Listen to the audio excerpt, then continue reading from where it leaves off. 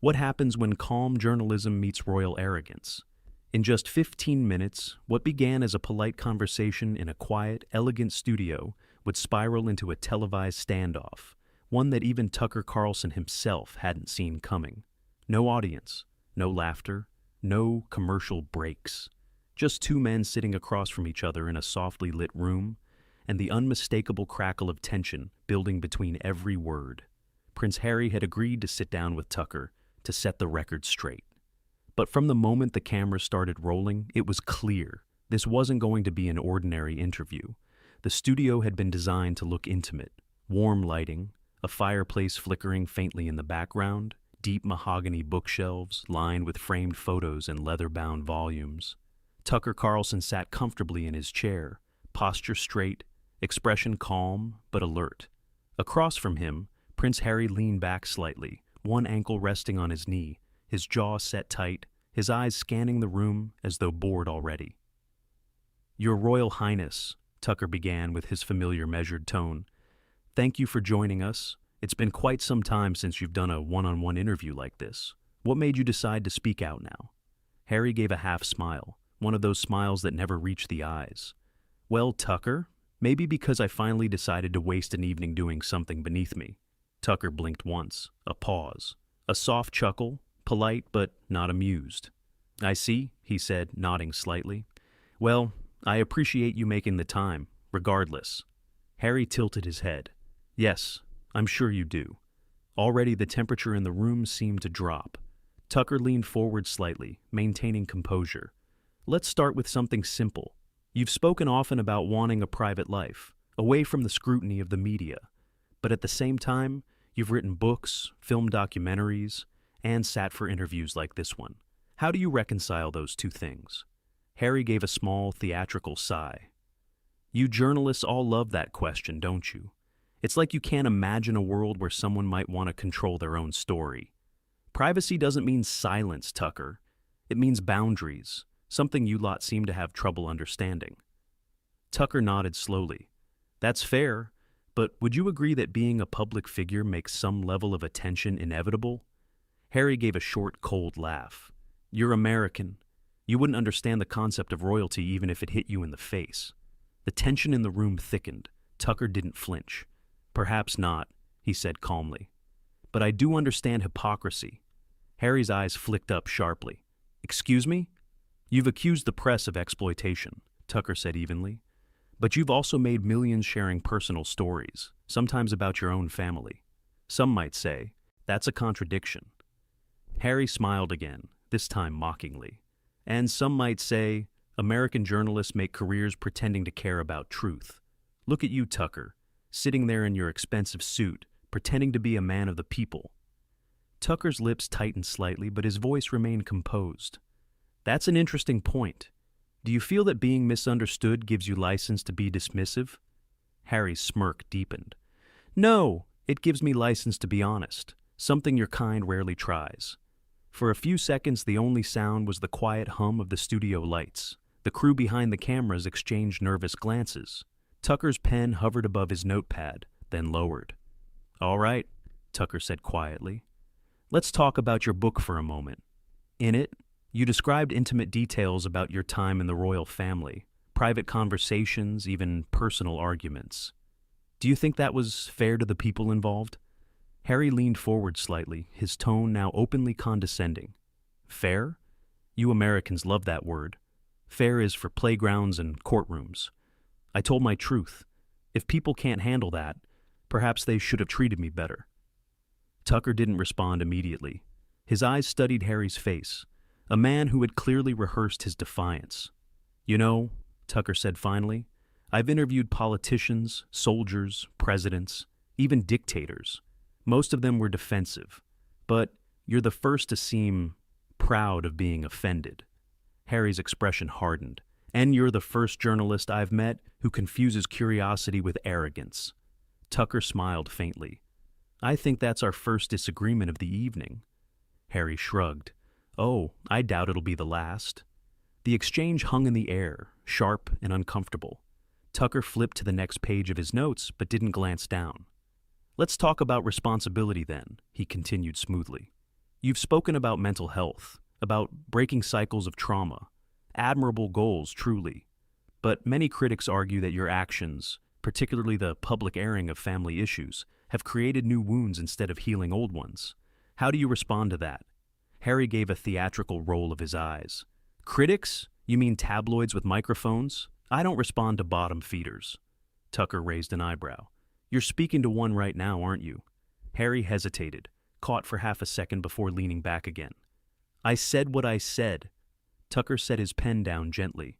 You realize this interview was supposed to be a chance for you to present your side in your own words, but so far, all we've heard are insults. Maybe your questions deserve them, Harry replied coolly. The corner of Tucker's mouth twitched. Well, he said softly, then I suppose we'll see if the viewers agree. Harry smiled smugly, mistaking Tucker's patience for weakness, the kind of smile that said he thought he'd won the room. But Tucker's eyes, calm, unwavering, told another story. He wasn't losing his cool, not yet, but it was clear he was taking mental notes, one for each sneer and smirk.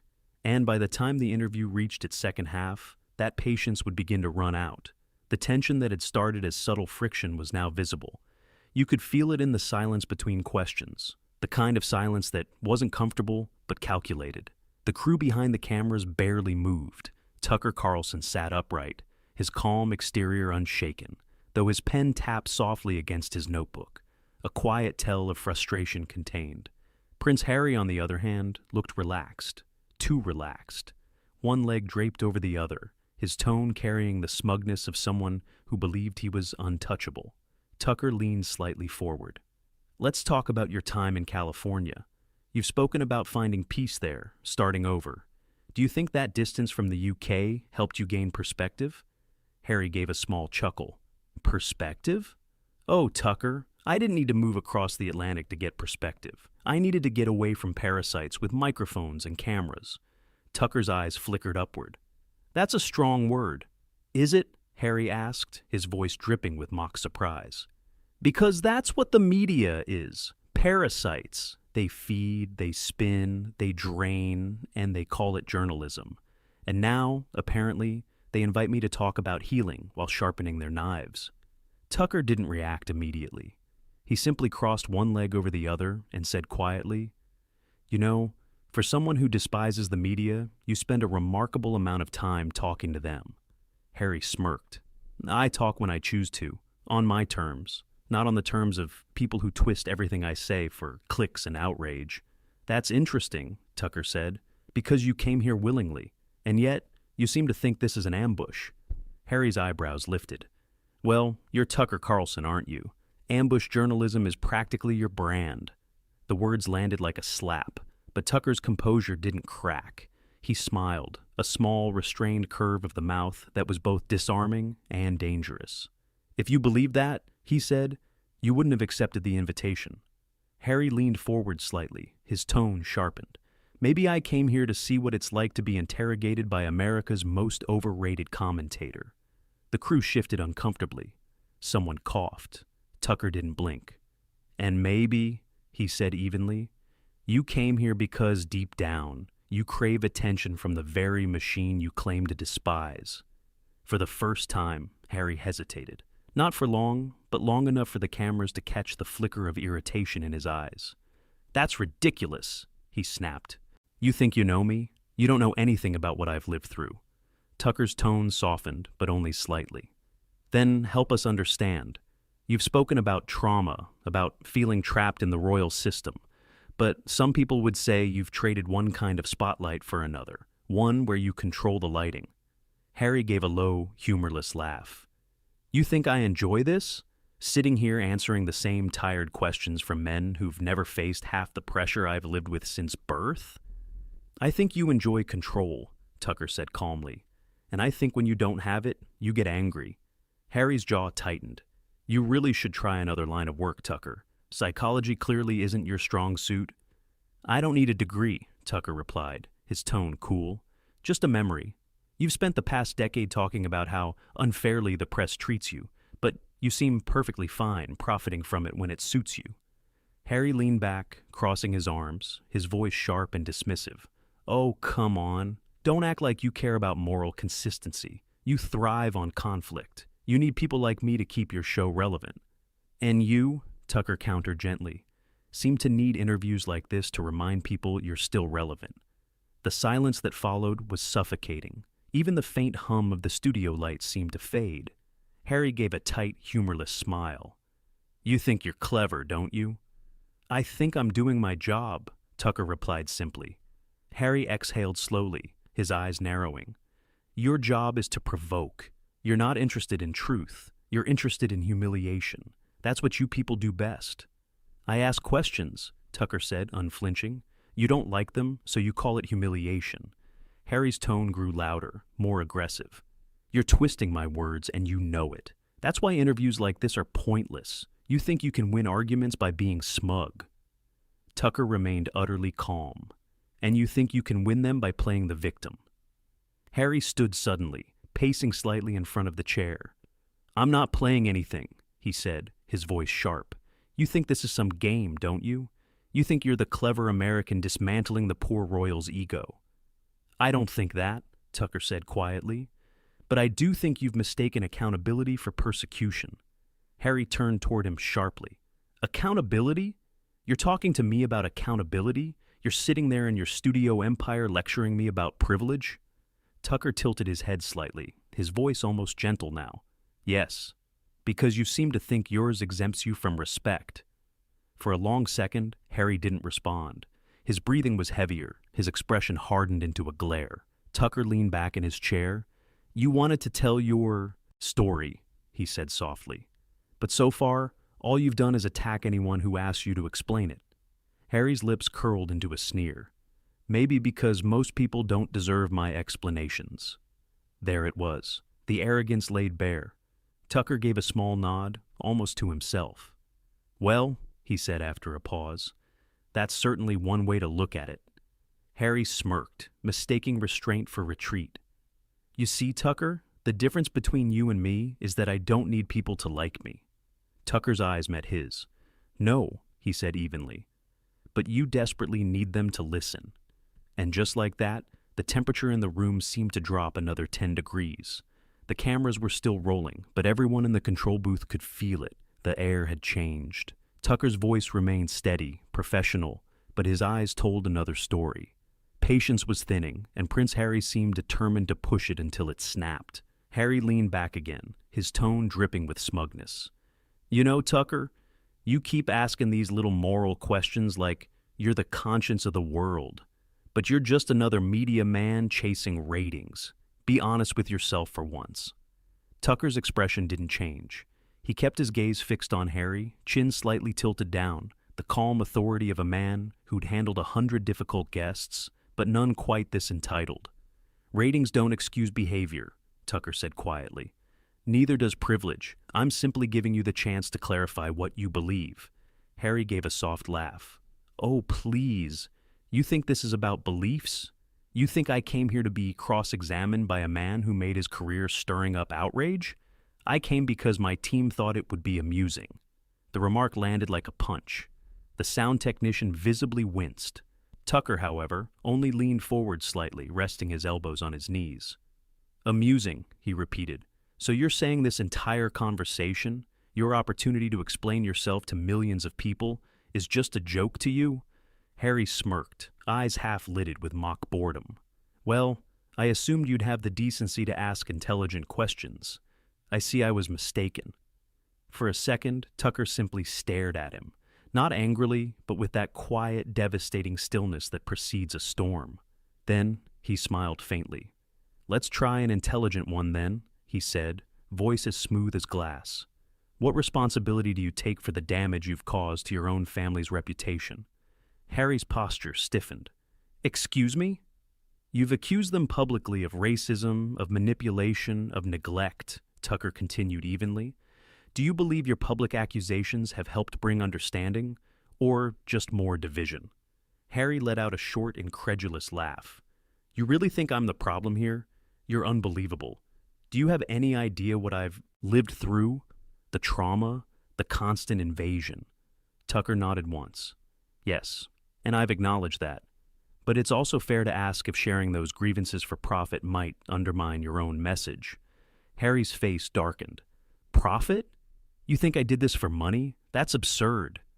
You've made millions, Tucker said softly. From books, interviews, documentaries, all based on the same theme, the pain you've endured. Some might see that as monetizing your suffering. Harry leaned forward sharply, his tone suddenly venomous. And some might see your entire career as monetizing division. Don't pretend you're better than me. Tucker didn't blink. I don't. But I also don't call that honesty when it's convenient and hypocrisy when it's not. Harry glared at him, jaw tight, breathing shallow. You really think you can talk down to me because you've got a microphone and an American flag behind your name? I think, Tucker replied calmly, that everyone sitting in this room can see who's talking down to whom. Harry's mouth opened slightly in disbelief. You're twisting everything I say. No, Tucker said, his tone still measured, but now colder, harder. You're saying everything you mean. The crew held their breath. Harry's composure was unraveling fast. He stood again, his hand slicing through the air. You journalists are all the same. You think you can trap me with your smug little questions? You don't understand what real pressure is. Tucker didn't move. He simply looked up at Harry, calm as ever. Pressure is keeping composure when someone insults you on camera. You should try it. Harry froze.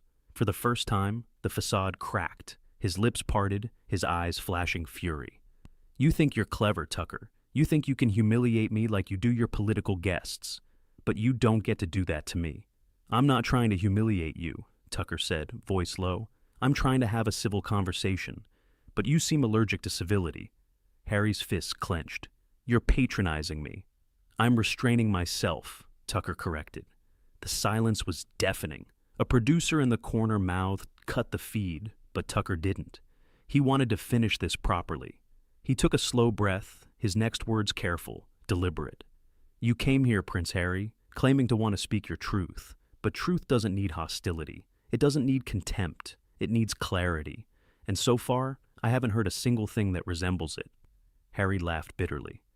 You wouldn't recognize truth if it hit you in the face. And yet, Tucker said, eyes narrowing slightly, I seem to be the only one not hiding behind it. Harry pointed at him suddenly, anger fully unleashed. You're twisting my words on purpose. You invited me here just to make a fool of me.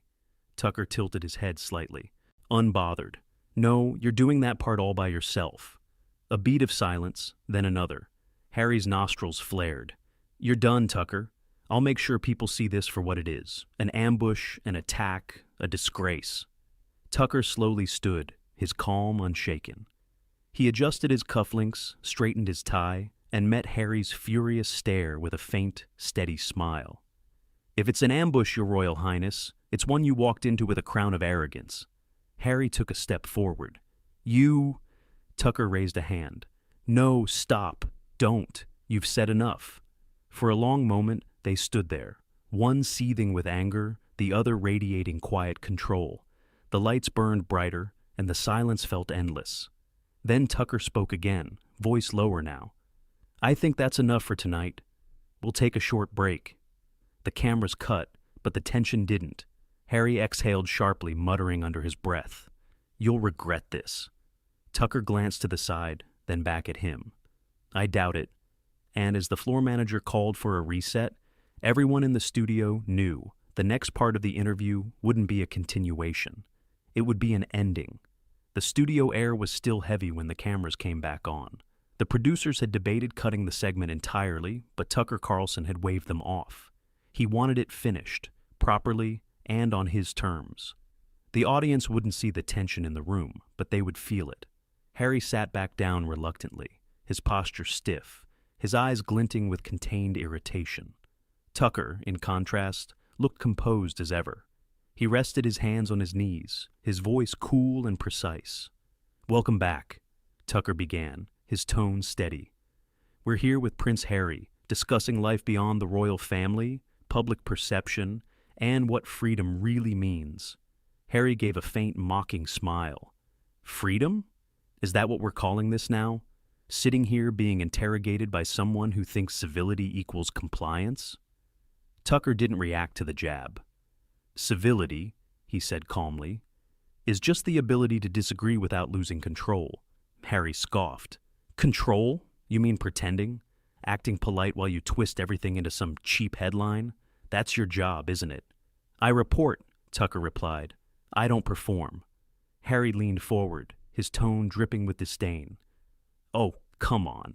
You and your audience live for performance. You want outrage, not honesty. You don't want answers, you want a villain. And today, it's me. Tucker gave a faint smile. You're doing a fine job of playing that part all by yourself. The words hit harder than he expected. Harry froze for half a second before laughing bitterly. You're unbelievable. You think I care what you or your viewers think of me? No, Tucker said softly. That's the problem. Harry's jaw tightened. Excuse me? Tucker leaned in, slightly, his voice lower now, controlled but sharp. You've spent years telling the world that you're misunderstood, that you're hounded, that you're tired of being the victim. But here you are again, in front of cameras, turning every reasonable question into an attack. You say you want empathy, but you show none. You demand respect, but you give none. Harry blinked rapidly, his expression a mix of disbelief and anger. You don't get to lecture me about respect. You've built a career out of tearing people apart. Tucker didn't blink. And you've built one out of blaming everyone else for your choices. For a brief moment, Harry seemed speechless. His lips parted, but no words came out. The silence stretched thin. The only sound was the faint buzz of the studio lights. Finally, Harry straightened, trying to recover his composure. You think you're so righteous, don't you? Sitting there pretending to be the voice of truth. But you're just another media vulture. You've never lived through what I've lived through. You've never had your life picked apart by strangers. Tucker nodded. You're right, I haven't. But most people watching this haven't either, and they still manage to treat others with basic decency. Harry's face flushed. You're twisting this entire thing. You invited me here just to insult me. Tucker exhaled slowly. I invited you here to talk. You turned it into a spectacle. You think I care? Harry snapped. I don't owe you, or anyone, anything. No, Tucker said, voice even. You owe yourself some honesty. Harry laughed sarcastically. Oh, that's rich, coming from you. Tucker straightened in his chair, his tone now firmer. You came here under the pretense of wanting a conversation, but every time I've tried to give you one, you've chosen arrogance instead. You've insulted me, my team, and even the viewers at home who took time out of their day to listen to you. That's not honesty. That's entitlement. Harry's hands clenched into fists on his knees. Don't you dare lecture me about entitlement. Then stop proving me right, Tucker replied calmly. For a few moments, neither spoke. The silence was deafening. Tucker could see the camera light blinking red, the live broadcast indicator still burning bright. He made his choice. He looked straight into the camera. I think it's time we wrap this up, he said, his tone calm but resolute. We value open conversation on this program, but we also value respect. And when that respect disappears, so does the point of the discussion. Harry turned sharply toward him. What's that supposed to mean? It means, Tucker said, turning to face him, this interview is over. Harry blinked. You're ending it? Yes, Tucker said, standing. Because this isn't productive anymore. I've given you every opportunity to speak your mind. But all you've done is insult everyone in the room. That's not dialogue. It's self-indulgence, and I won't be part of it. Harry's expression twisted with indignation. You can't just cut me off. I just did, Tucker replied simply. The producers in the booth froze. The crew didn't dare move. The tension was electric. Harry rose from his chair, towering slightly, but looking anything but powerful.